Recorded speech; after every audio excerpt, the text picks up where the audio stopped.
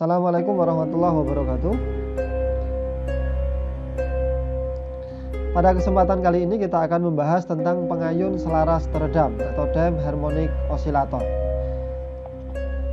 Nah, kalau kita perhatikan, misalkan kita memiliki sebuah garpu yang semacam ini, terus kemudian garpu ini kita pukul dengan misalkan bolpen kita, ya, maka kita akan mendengarkan suara yang awalnya itu keras, terus kemudian suara itu kemudian lambat laun itu akan melemah. Mengapa bisa ada suara? Dari getaran ada suara. Nah, fenomena ini menunjukkan kepada kita bahwa ketika ujung garpu itu kita pukul dengan bolpen kita, maka akan ada getaran, ya. Kita akan melihat garpu itu bergetar, cepat sekali begitu. Terus kemudian sebagian dari energi getaran itu diubah menjadi energi suara. Nah, suara yang kita dengarkan awalnya adalah suara yang keras, tapi lambat laun suara itu lama-lama akan melemah hingga akhirnya suaranya itu lenyap. Jadi di fenomena ini kita menyaksikan bahwa A, amplitudo ini yang terkait dengan kuat lemah, ya,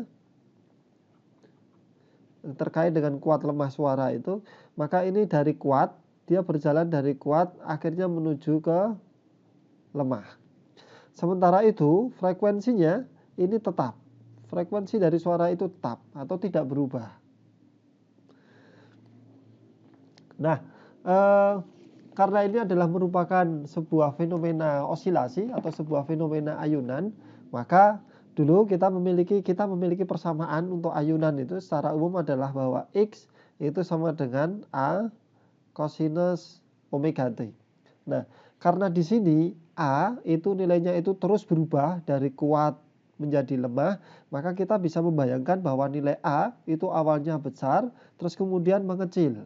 Nah, karena dia itu berubah dari besar ke kecil, kita bisa menduga bagaimana model perubahannya itu, apakah linear atau perubahan yang dari dari nilainya besar terus kemudian melemah seperti itu menjadi kecil kayak gitu.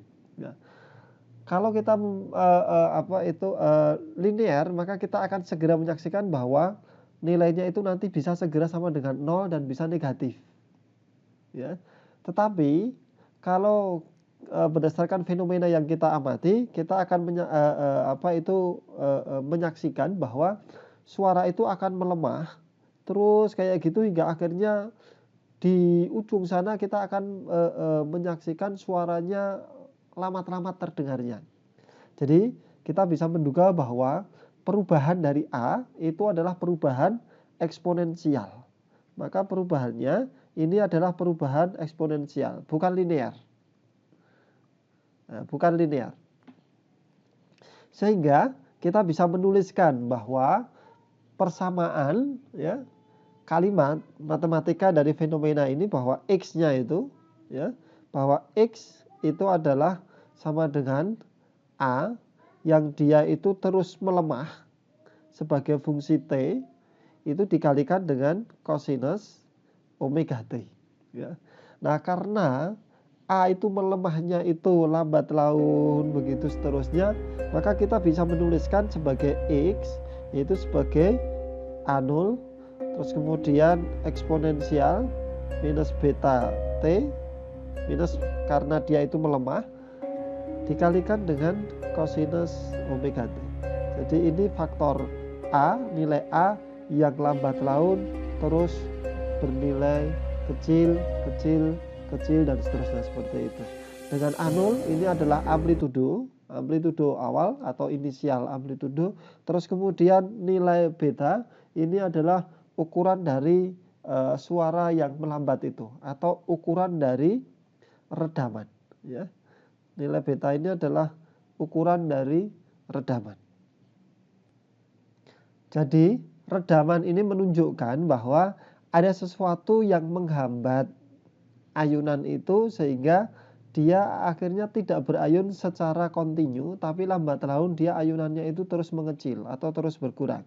Nah, ini yang dimaksud ayunannya itu teredam, ya. Ada sesuatu yang menghalangi atau menghambat ayunan itu. Nah, kalau kita memiliki sistem yang semacam ini,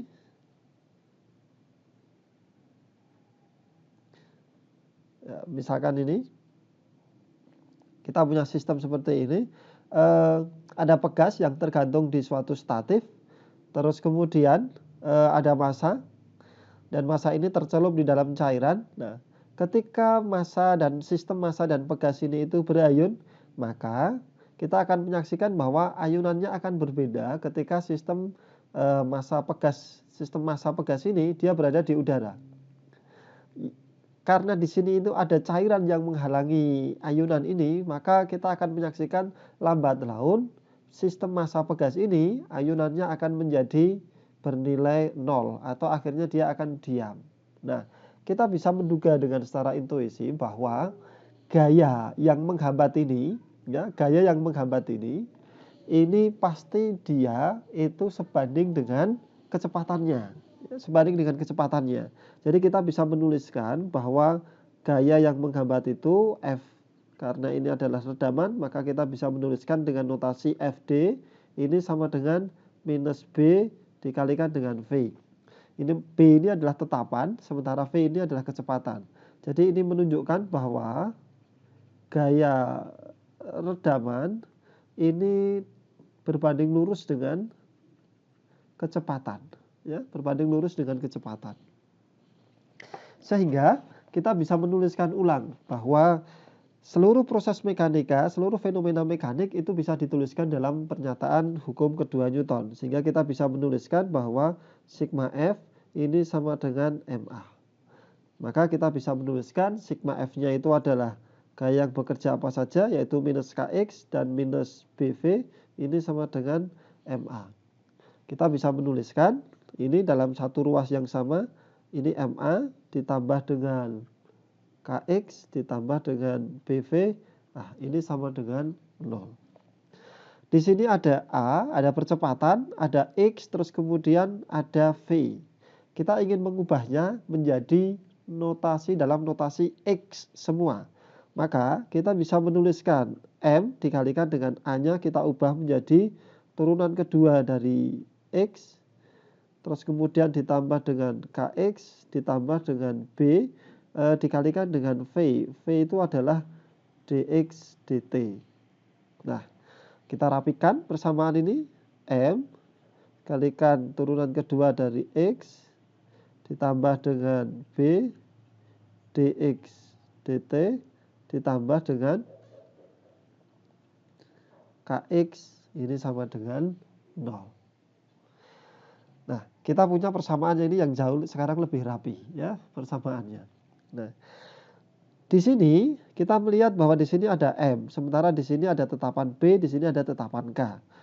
Apa yang terjadi kalau kemudian karena ini massa ini satu tetapan juga suatu nilai, maka apa yang terjadi kalau kemudian semuanya dibagi dengan M, maka kita akan mendapatkan turunan kedua dari X terhadap T ini ditambah dengan B per M dx dt ditambah dengan K per M X ini sama dengan 0. Nah, sekarang kita punya tetapan B per M dan K per M. Ya. Nah, tetapan K per M ini, ya, sebagaimana yang sudah bahwa tetapan K per M itu adalah frekuensi sudut. Nah, sekarang tetapan K per M ini kita tulis sebagai omega 0. Jadi kita mendapatkan omega 0 ini sama dengan K per M. Sementara B per M ini kita tulis sebagai gamma. Maka kita akan punya persamaan baru bahwa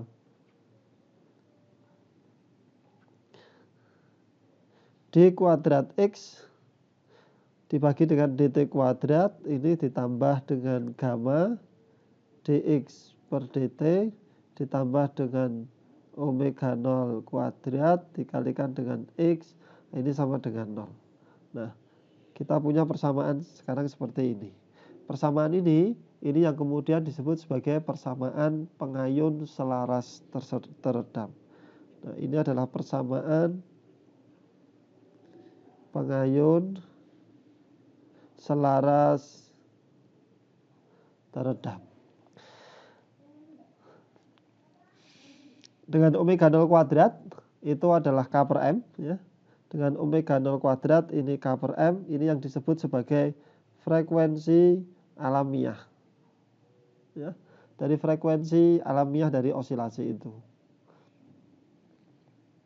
Nah, nilai gamma atau tetapan redaman ini yang nanti akan menentukan apakah redaman itu adalah redaman yang ringan, itu adalah redaman yang berat, atau redaman kritis. Nah, ini yang nanti akan menentukan ya, nilai gamma ini. Jadi ini nanti yang akan menentukan apakah itu jenis redaman ringan, redaman berat, atau redaman kritis. Jadi kita sudah mendapatkan persamaan dari pengayun selaras teredam. Persamaan umumnya adalah ini.